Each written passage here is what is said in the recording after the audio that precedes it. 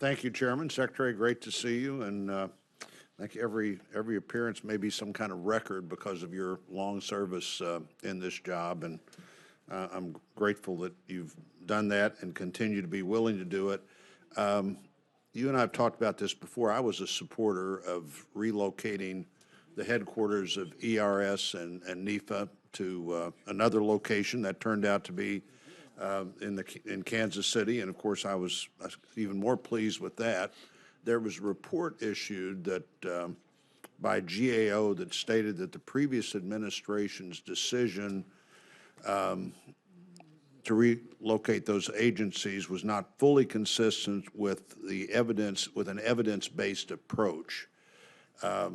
You then pointed out, or the department pointed out, that the GAO used metrics established after the relocation and that was not exactly a fair analysis of what they would have been looking at the time. I've been to that location recently. They're about to really come alive, frankly, for the first time. A great space, but highly underutilized because people have been working from home. I'm wondering, based on your previous role and the perspective you would have, if you've seen yet a way that this move alters operations or applications. I think that locations with 3-hour car drive from 8 different land-grant universities, which we thought was one of the principal advantages you might have in the future. But are you seeing any difference yet in operations there, or what have you seen in terms of filling job vacancies in that location? Senator, we have a goal of about 750 people between the ERS facility and the NIFA mission area. We're about 650. We've seen about 450 folks who've been hired in those 2 mission areas. So the hiring has been, I think, robust. I think people are anxious and interested in working in that environment.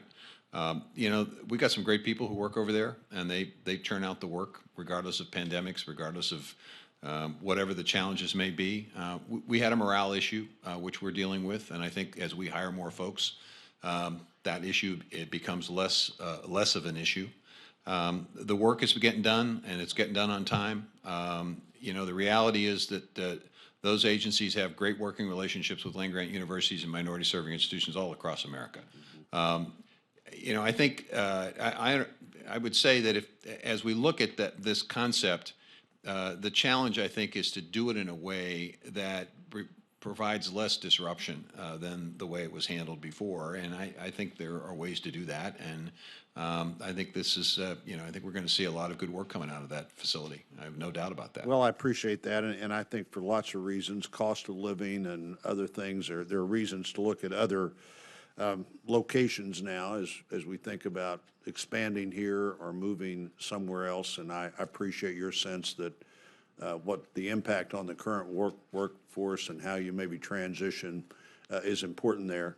You know, those agencies, among others, really looking carefully at world food need right now and what happens as a result of what's happening in Ukraine. What concerns do you have? And what should the department do? Should we make more American acreage available in some foreseeable window that might not be available otherwise? Or should we step back from taking more acres offline as we try to figure out what happens with this great food producing part of the world being so impacted, in Africa and other places that have benefited from that raw unprocessed food stuff being impacted? Senator, I'm traveling to Germany tomorrow and then to Poland in order to get a firsthand look at the situation in Ukraine. We have a twin challenge here. We've got an immediate global food security challenge by virtue of the disruption that the invasion has caused and the impact it's going to have on potentially unstable conditions in the Middle East and North Africa because of food shortages. So we need to address that, and that's one of the reasons why we tapped the Bill Emerson Trust. Part of the challenge there isn't just tapping the trust, but making sure that it's replenished, which I think is important, and the supplemental appropriations bill that you're considering would begin that process. The other challenge with that trust is the transportation cost. It's amazing to me that it costs more than the value of the product we're transporting to get that food to Ethiopia and some of the North African countries. So I think there is an opportunity for us to look at ways in which that could potentially be addressed. I would say with the second challenge we have is the issue of climate, because that's going to impact our long-term capacity to meet global food needs. And I'm really, really excited about the reaction to the Climate Smart and Forestry Product Partnership Initiative.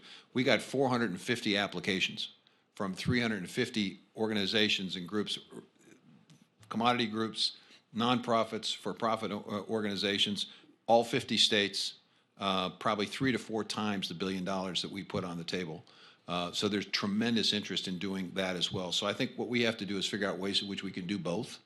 And one thing we could do is look for ways, creative ways to help double cropping opportunities, expand the number of counties that are insured, figure out other administrative ways to make it easier for farmers, reducing the risk of double cropping.